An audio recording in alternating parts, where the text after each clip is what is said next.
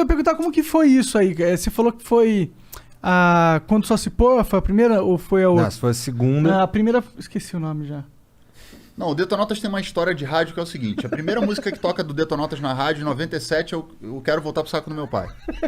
Aquela que você falou. É a primeira. Mas essa... Cara, eu quero muito ver essa música. Eu também fiquei curioso, na real.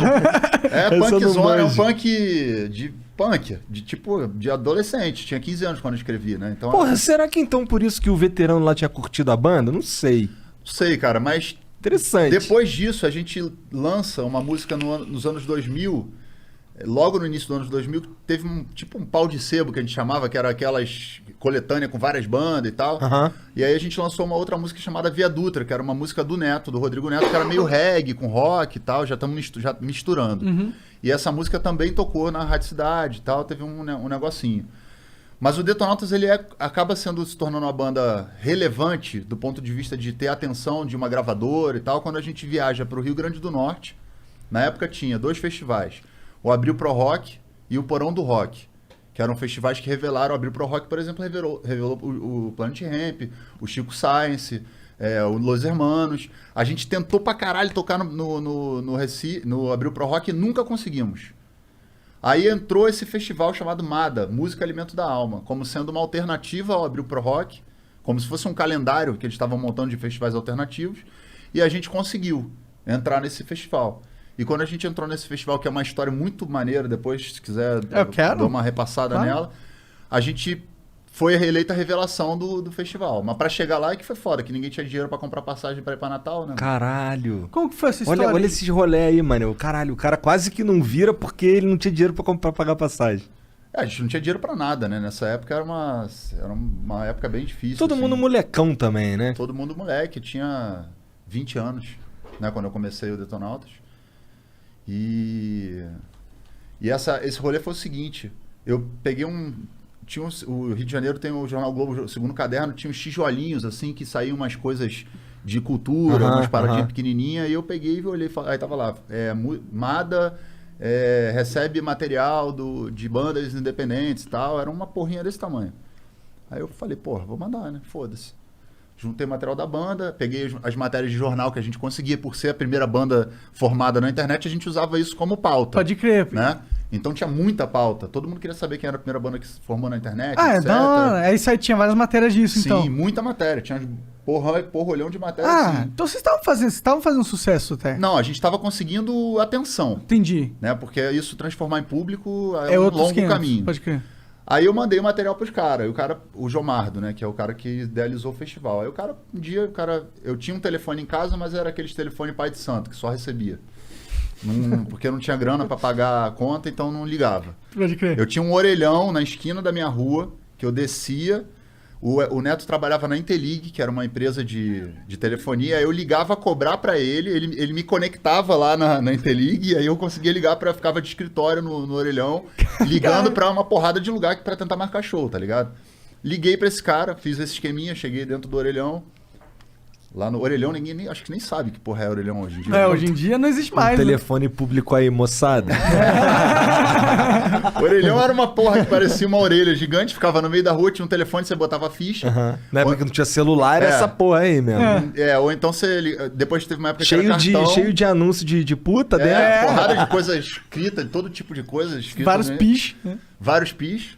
E aí eu ligava a cobrar pro Neto, que estava na Intelig, que trabalhava nessa empresa de telefonia. Ele me conectava lá, de alguma maneira, no telefone dele, e aí eu conseguia ligar para vários lugares. Aí eu liguei pro cara e falei, o cara falou, pô, cara, eu gostei do trabalho de vocês, mas a gente não tem grana para bancar a vinda de vocês pro festival. Para Natal. Porque realmente o Brasil é um país muito grande, continental. Sair do Rio lá pro Rio Grande do Norte não era nada fácil. Hoje em dia ainda é difícil, mas ainda é caro, né? Aí eu falei, bom, cara, ele falou, se vocês conseguirem como vir, vocês vão tocar. Aí eu falei, beleza. Aí atiçou a fera. Aí eu falei, vamos tentar. Só que a gente não tinha um centavo, não tinha um puto, não tinha nada. Nada. Aí eu peguei essa ia pagar pasta. pra todo mundo, né? O Detonautas sempre foram 6 pessoas. Nossa, devia ser Então eram 6 pessoas e a gente tinha que levar um cara pra ajudar a gente, que no caso na época era o irmão do Gabriel, o Thiago Mocotó, que era produtor e dava uma ajuda, e era um cara que sacava de música também, de som e tal. E aí eu falei, pô, então vamos lá, né? Aí na época tinha uma empresa aérea chamada Fly, que é uma empresa que não existe mais. Pode crer, nem sei. Ela existiu por um período, assim. Aí eu mandei o material falando pros caras, ó, a gente é uma banda, escrevi uma parada maneira. Esse era o meu trabalho na banda. Mandei o material, um projetinho pros caras, a gente precisa de 6 passagens de ida e 7 passagens de ida e 7 passagens de volta. E aí mandei o material pros caras. E a gente divulga lá no show, a gente fala que vocês deram pra gente, o caralho, bababá. Uma marca que eu tenho a bermuda até hoje, que eu guardo tipo como se fosse um amuleto, assim, que é a Marisia, que é uma marca de roupa muito das antigas de surf. Mandei pros caras também. O Gabriel me botou em contato com o dono da marca que me dava roupa pra eles. E aí eu falei, cara, preciso de 50 prata pra gente comer aqui, galera comer, só pra gente se alimentar os dias que a gente vai ficar. Aí o cara, disponibilizou, deu umas roupas pra gente poder usar no show. A gente tocou todo mundo vestido de Marisia. Pode crer, dá uma... Liguei pro cara da Secretaria de Cultura? Turismo De turismo. do Rio Grande do Norte. Falei, ó, a gente é do Rio de Janeiro, a gente não tem como pagar hospedagem, não tem como a gente... E a gente tá querendo ir pro festival. O festival era já um início de chamariz pra cidade, que depois do festival virou uma parada gigantesca. O cara falou, não, vem pra cá que eu boto vocês num hotel aqui, numa pousada, mas só tem um quarto. Vai ter que ficar os 7 num quarto só. Caralho. A gente falou, beleza, vambora. Então a gente conseguiu a passagem com a Fly, a comida com a Marisia e o hotel com o cara do... Caralho, você era até nessa porra, hein? Pô, eu não tô aqui, porra. Né? Mas se liga, tu só mandou pra Fly e a Fly rolou assim mesmo? Não, eu mandei pra Fly, aí os caras viram, aí tinha toda aquela coisa, né, cara, de ser uma banda da internet, que a internet estava muito no começo no Brasil, então tava chamando muita atenção. Era uma forma também dos caras, de alguma maneira, estarem com uma galera jovem, a companhia era nova. Então foi uma conjunção Tudo casou na hora sorte e, obviamente, de luta. Porque a sorte, ela tá muito atrelada, obviamente, a você criar as oportunidades. Né? Não é todo mundo que tem a manha de ligar pra vários rolês e fazer acontecer. Isso tem que saber fazer isso. Se der isso na minha mão, fudeu, nada vai ser feito. Eu me fudi numa parada... Não me fudi, mas assim, teve uma época que o Flow acontecia aqui em São Paulo... Mas eu morava em Curitiba, aí vinha eu e o Jean toda semana. Aí a gente ficou cantando os caras da Boozer lá um tempão, os caras cagaram pra gente. Cagaram. Eu fiquei, caralho, mano, é mó bronca.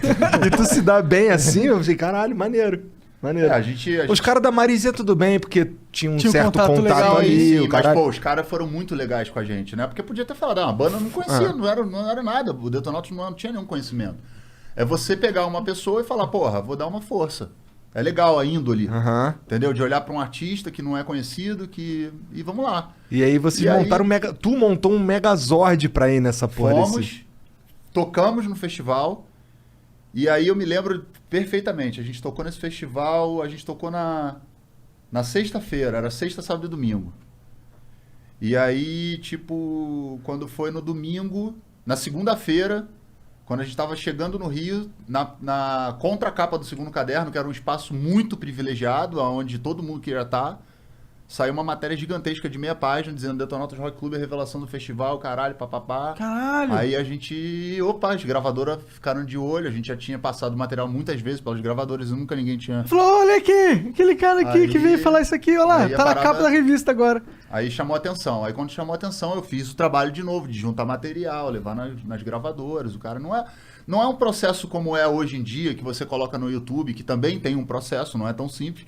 Mas naquela época tinha uma correria que era muito difícil, né, cara? Caralho, maneiro. Mas aí... Você lembra que você tocou no festival?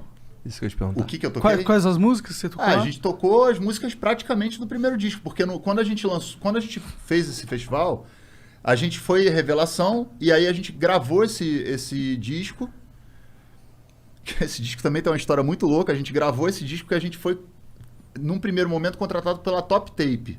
Top Tape? Que era uma produtora, como se fosse uma gravadora, só que era uma coisa de cinema, assim, uma produtora de cinema, que abriu uma gravadora. Pode crer. E aí os caras apostaram no Detonautas, mas a gente ainda não era conhecido. Entendi.